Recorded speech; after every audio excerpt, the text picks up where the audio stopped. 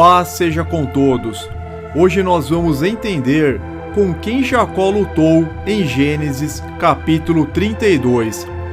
Deixe o like para ajudar na divulgação do vídeo e vamos ao estudo. E Jacó ficou sozinho. Então veio um homem que se pôs a lutar com ele até o amanhecer.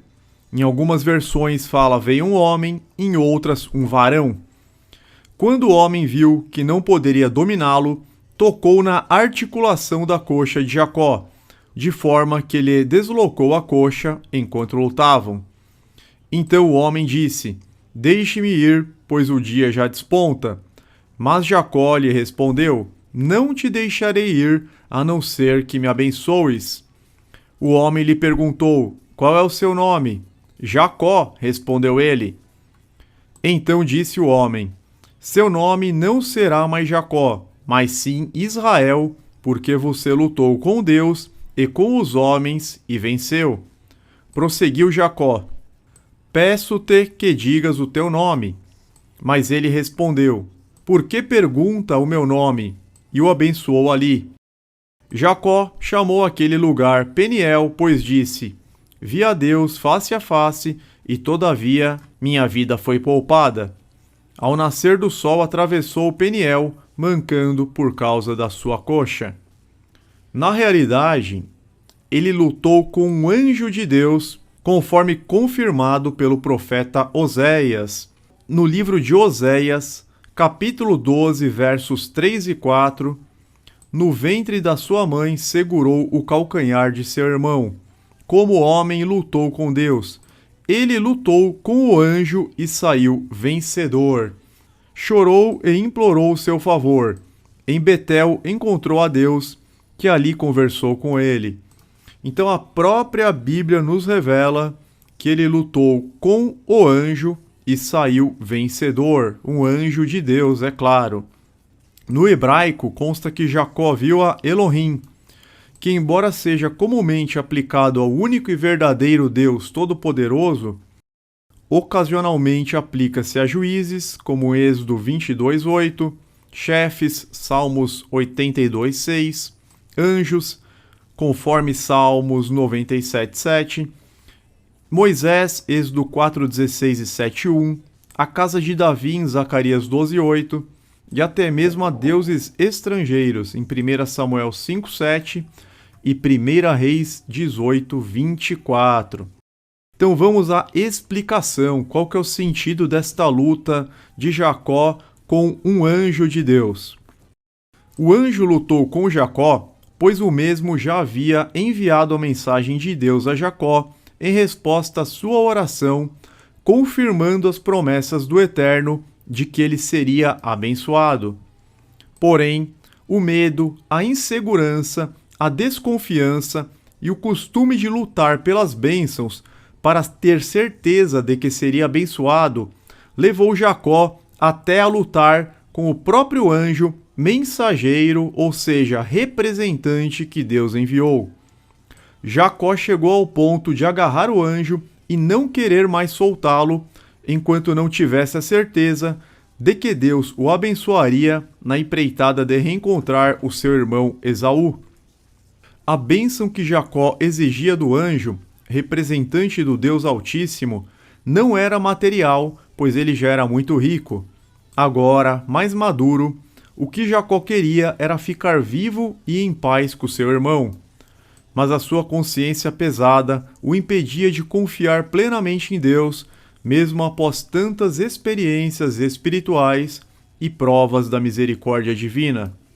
Na verdade, a maior luta de Jacó era interior, pois, por mais que Deus lhe abençoasse, ele se achava indigno do favor divino em razão de algumas atitudes questionáveis tomadas no passado, como a compra, entre aspas, da primogenitura em Gênesis 25, versos 29 a 34.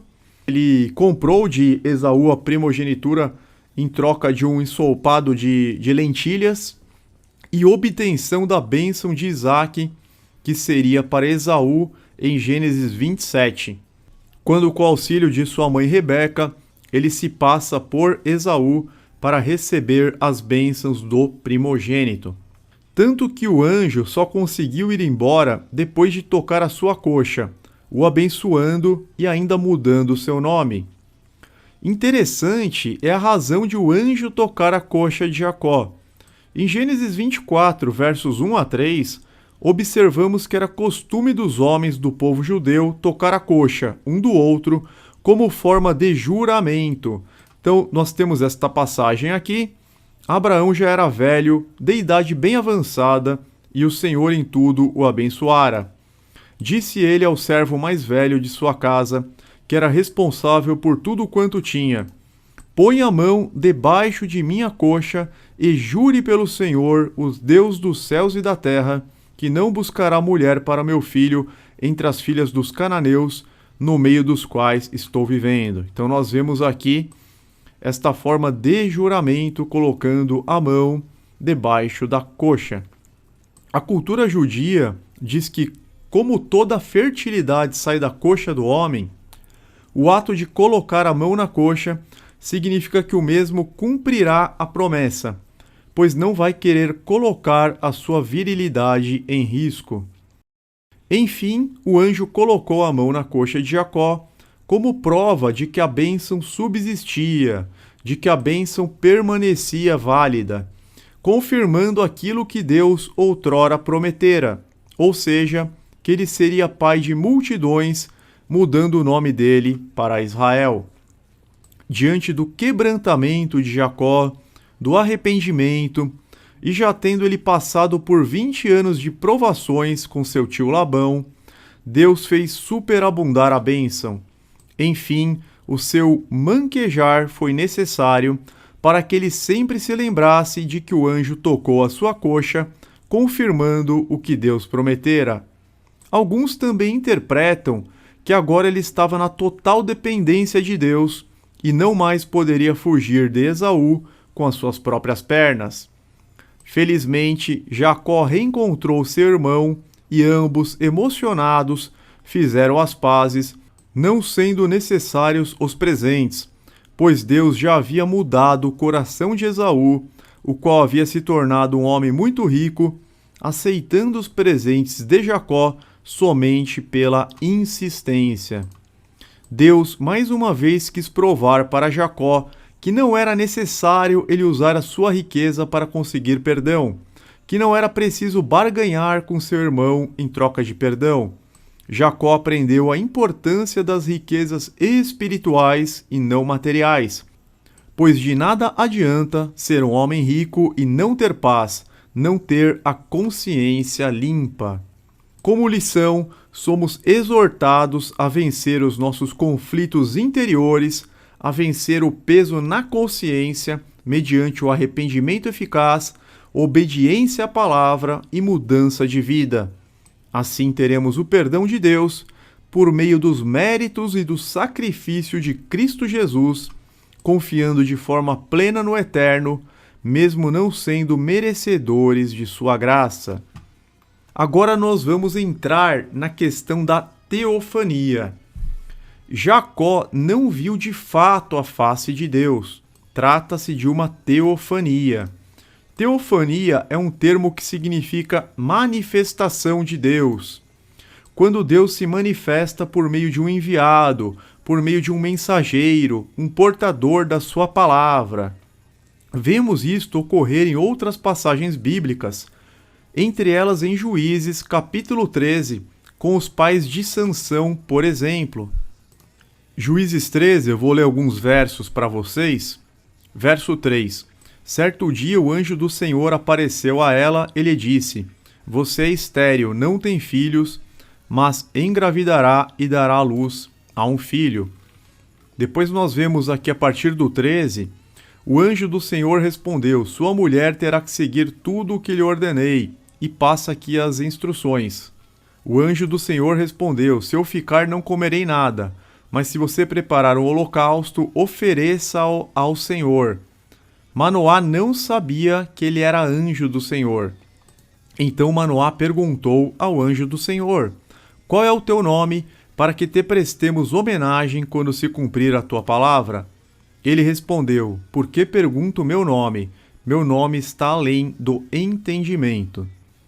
Então Manoá apanhou um cabrito e a oferta de cereal e os ofereceu ao Senhor sobre uma rocha. E o Senhor fez algo estranho enquanto Manoá e sua mulher observavam. Quando a chama do altar subiu ao céu, o anjo do Senhor subiu na chama. Vendo isso, Manoá e sua mulher prostraram-se rosto em terra. Como o anjo do Senhor não voltou a manifestar-se a Manoá e a sua mulher, Manoá percebeu que era o anjo do Senhor. Sem dúvida vamos morrer, disse ele à mulher, pois vimos a Deus. Mas sua mulher respondeu: Se o Senhor tivesse a intenção de nos matar, não teria aceitado o holocausto e a oferta de cereal das nossas mãos, nem nos teria mostrado todas essas coisas, nem nos teria revelado o que agora nos revelou. Então ele falou aqui: sem dúvida vamos morrer, pois vimos a Deus. Mas na verdade era uma manifestação de Deus por meio de um representante, de um anjo, de um mensageiro. Não era o próprio Deus aparecendo para eles, por isso que eles não morreram. As Escrituras nos revelam que, 1 João 4,12, ninguém jamais viu a Deus. E João 1,18, Deus nunca foi visto por alguém. Deus falava com Moisés face a face, entre aspas, no sentido da expressão hebraica que significa estar perto, próximo ou ter intimidade. Então a relação de Deus com Moisés era uma relação íntima. Trata-se de falta de equivalência idiomática das expressões do original para outra língua, não sendo literal, pois vemos claramente que Deus cobria a sua face. Então no próprio livro de Êxodo, por exemplo, o Êxodo 33:20, e disse mais: Não poderás ver a minha face, porquanto homem nenhum verá a minha face e viverá. Então nunca nenhum homem viu, nunca nenhum homem descreveu a face de Deus, pois o próprio Deus disse a Moisés: Não poderás ver a minha face, porquanto homem nenhum verá a minha face e viverá. Êxodo 33:23 nós vemos o seguinte: E havendo eu tirado a minha mão, me verás pelas costas, mas a minha face não se verá. Moisés só podia ver a face quando era de um anjo do Senhor representando a Deus. Por exemplo, Atos 7, versos 30 a 32. E, completados 40 anos, apareceu-lhe o anjo do Senhor no deserto do Monte Sinai, numa chama de fogo no meio de uma sarça.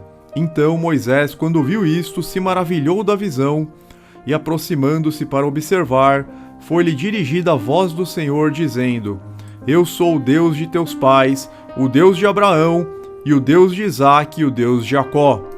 E Moisés, todo trêmulo, não ousava a olhar. Mas aqui nós vemos que o anjo do Senhor se encontrava no Monte Sinai. Algumas vezes nas Escrituras encontramos aparições do Altíssimo, mas nunca incluem descrições das feições do seu rosto. Então a Bíblia ela nunca se contradiz.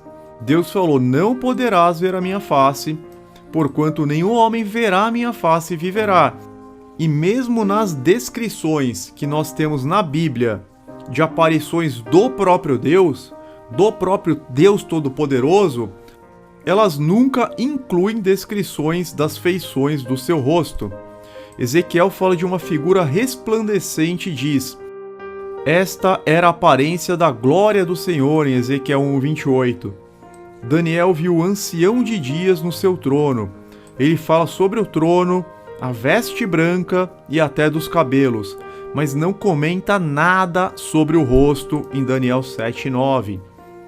O apóstolo João, no livro de Apocalipse, descreve com detalhes a aparência de Jesus, até mencionando os olhos e a boca, mas quando fala do Pai, não inclui nenhuma observação sobre a aparência do rosto. Aqui nós temos as referências. O mesmo ocorre em Isaías 6, quando o profeta menciona o trono de Deus e a orla do seu manto que enchia o templo, mas não descreve a sua aparência. Com isso, finalizamos mais um estudo para a honra e glória do Criador dos céus e da terra, no qual pudemos esclarecer a questão da luta de Jacó e também o conceito de teofania. Fiquem todos na paz e na proteção do Pai Celestial, em nome do Senhor Jesus Cristo. Amém.